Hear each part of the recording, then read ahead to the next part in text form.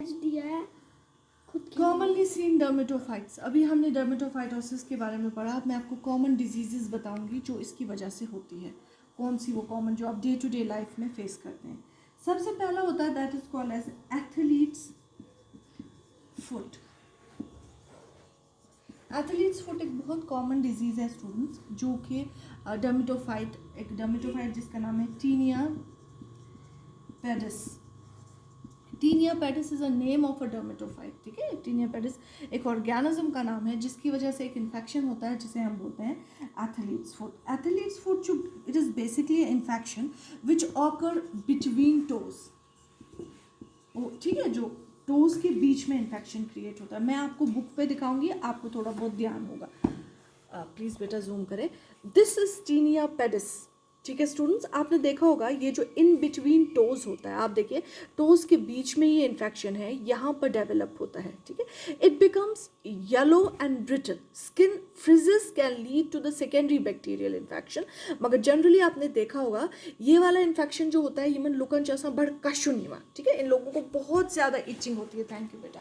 इन लोगों को बहुत ज़्यादा इचिंग हो रही होती है। तिमचे ऑल द टाइम दे रब देयर टोज, ये अपने रोज टोज को रब कर रहे होते हैं जिनकी वजह से इन्हें रिलीफ मिलता है। It is very itching problem. इसको एथलीट्स फुट इसलिए बोलते हैं क्योंकि जो एथलीट्स होते हैं वो हमेशा सॉक्स डाल के रहते हैं, शूज़ टाइटली बंद करते हैं, जिसकी वजह से बहुत ज़्यादा स्वेट करते हैं वो, और स्वेटिंग की वजह से ये इन्फेक्शन उनमें कॉमनली हो जाता है। It's a very common infection. मर्दन चु ज़्यादा गसा because they put on the socks then they put on the shoes, उन लोगों को ये इन्फेक्शन ज़्यादा कॉमनली होता है। ये it is one of the commonest infection. Second infection होता है उसे बोलते हैं टीनिया कॉर्पोसिस।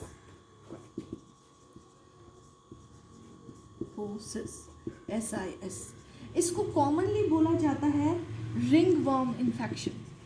रिंग वर्म ऐसे होते हैं उसमें स्किन के ऊपर वो पैसा जैसा बनता है। It is an infection at any site of the body, जो बॉडी की किसी भी जगह पर हो सकता है। एक हेयरी सा ट्रंक लाइक इन्फेक्शन होता है। मैं आपको अभी दिखाती हूँ, पों से ही नियरा बॉडी बन। बेटा इसके ऊपर जूम करें।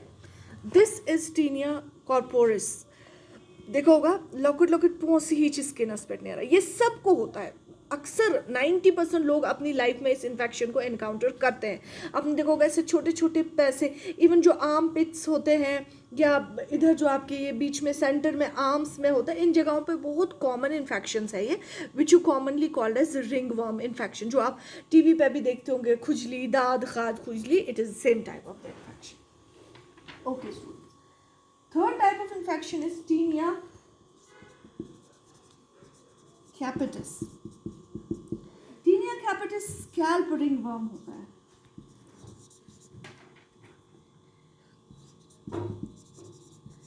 तो ऐसे उसमें कलस मज आसान कि हम लॉकेट लॉकेट से पहुंची था। मैं अभी आपको दिखाऊंगी। This is tinea capitis. This कलस मजबाग मस्तस मज नीचे चेक करो कौन है। टीनिया कैपिटिस आपने देखा होगा बालों के अंदर छोटे छोटे से इन्फेक्शंस ऐसे ऐसे होते हैं। ये infections which is very common, ये बहुत कॉमन फंगल इन्फेक्शंस होते हैं जो कि इंसान को generally day to day life में होते हैं।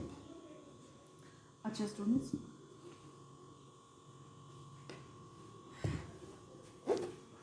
इसके बाद जो इसमें ट्रीटमेंट आप यूज़ करते हैं, जनरल ट्रीटमेंट जो आपको यूज़ करना है इसके लिए,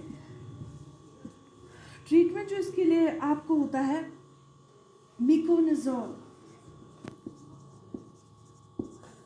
ये इफ़ेक्टिव ड्रग होता है इस केस में। ये आपको अप्लाई करना पड़ता है ट्रॉपिकली, आपको स्किन के ऊपर रब करना पड़ता है और उसकी वजह से इंसान को काफ़ी हेल्प मिलता है।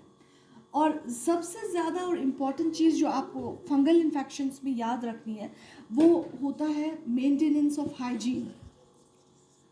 क्योंकि जितना आप हाइजीन मेंटेन करेंगे उतना आपके फंगल इन्फेक्शंस आपसे दूर रहेंगे। जैसे मैंने आपको स्किन की बात की, रिंग वर्म बताया। Ring worm is a communicable disease. अगर किसी को होगा ये लगता है ये जनरली इन्फेक्शन ट्रांसमिट होता है। इसीलिए proper hygiene and you must avoid using clothes, comb, towels आपको नहीं इस्तेमाल करने चाहिए, एक दूसरे के टॉवेल्स, एक दूसरे के खूम्स, एक दूसरे के brushes, you must not use them, क्योंकि इन्हीं चीज़ों से ये फंगल इन्फेक्शन स्प्रेड होते हैं.